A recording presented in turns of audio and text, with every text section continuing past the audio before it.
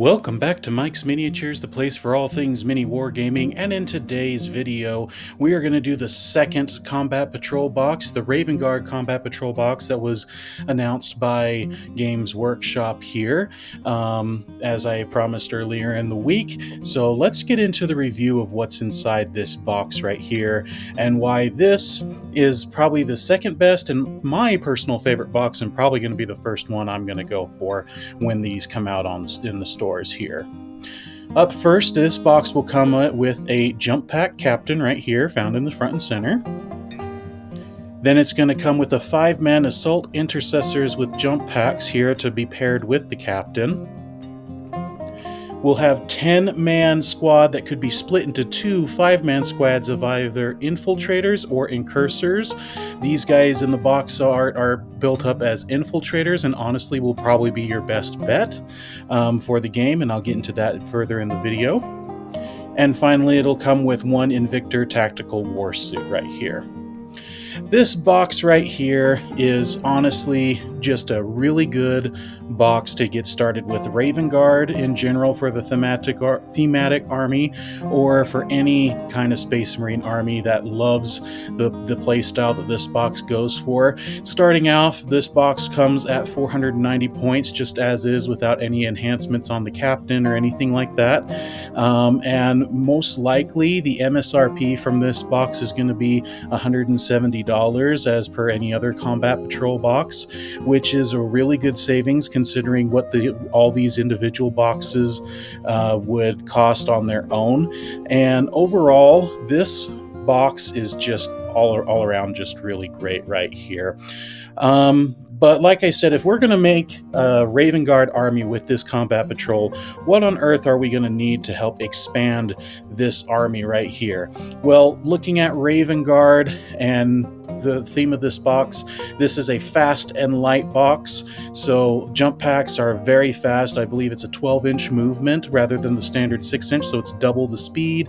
The infiltrators and incursors, or at least the infiltrators, have the interception like rule where they can deploy in the middle of the battlefield as long as it's not within 9 inches of an enemy or the enemy's drop command zone here, so they can get further up in the field. And the Invictor tactical war suit can scout out another, I believe it's 6 inches right here, so it's very fast right at the start of the game. You charge right in, but they are mostly Phobos Space Marines, so they are lighter on the armor and could potentially, even though they're still a save toughness 4 up, Phobos just seem to not be as heavy hitting. So they're more about the objective control, getting on the objective, make it hard for the enemy to actually shoot you, and just rack up the points as best you can right here, letting your tactical war suit kind of help take care of the hordes and do a heavy punch on something that's more of a medium heavy kind of a deal, and let the captain and jump pack do the assassination, the hammer and anvil kind of a deal here. So how I would probably expand on this box, just to keep with that theme of Fast and the Furious right here, let's get yourself a chaplain on bike with 2 squads of outriders to pair up with him to make either one good squad with the chaplain, or have them split up as individuals and let him buff the army as it goes along that way. These guys are very fast. They're also great with objective control and things like that. And then just to help us snipe and get rid of characters and leaders of the enemy that would buff their army and make it a kind of a royal pain, just have the librarian and Phobos armor be supported by a squad of eliminators right here. This is probably what I would do first to start expanding the box right here. But obviously all Phobos and no punch is they punch, but not serious punch is going to be a problem. So I would finish expanding the army by getting 2 Thunder Storm Speeders right here. There's the hammer and these ones, the loadouts here have the missiles and the rockets. These are very good for speeding around the battlefield and just punching at heavy armored vehicles like tanks and things like that your opponent may have. And then just to give them the final, get a Gladiator Lancer battle tank. Since our army is already either infiltrating or fast speed already, we don't really need too many character transports at all in this army. So we just need something that can punch the enemy really good and help us as we are sitting and holding the objectives, have something that just kind of zooms around and takes out the big enemy threat. So that's what the tank would be for, with supported by these storm riders right here.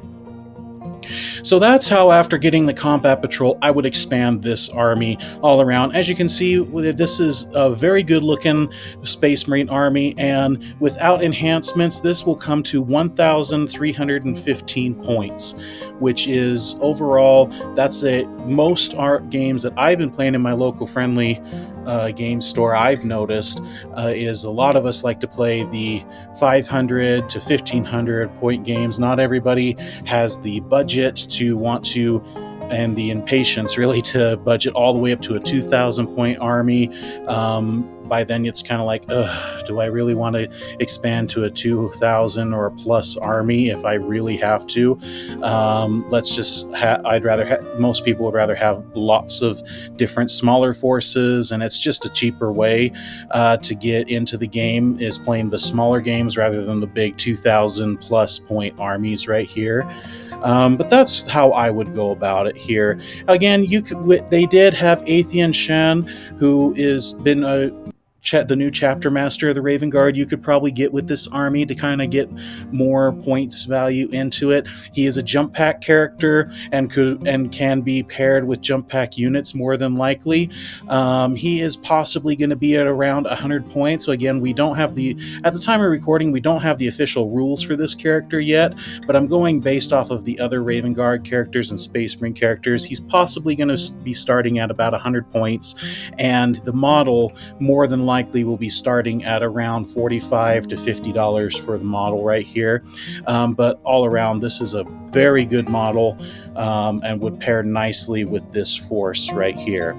But that's really what I wanted to talk about with the Combat Patrol Raven Guard box.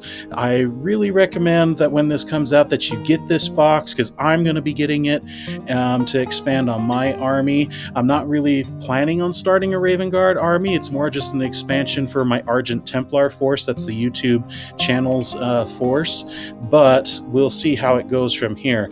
If you want to continue to support the channel and kind of want to see how some more armies as we continue to go through combat patrols and how to expand army lists right here, use the affiliate links down below to get started in collecting your own Space Marine army. All the models that I have talked about in here, with the exception of the Raven Guard Combat Patrol, are going to be in the affiliate links down below. Until when that box comes available and I get affiliate links for it, I will be linking those into it as well. But I want to thank you folks for tuning into this video today. Please like, share, comment if you can. Help continue to make this channel grow. I do appreciate you folks, and use those affiliate links so that we can continue to provide great content like this for you. But until next time, guys, I've been Mike. This is Mike's Miniatures, and bye-bye.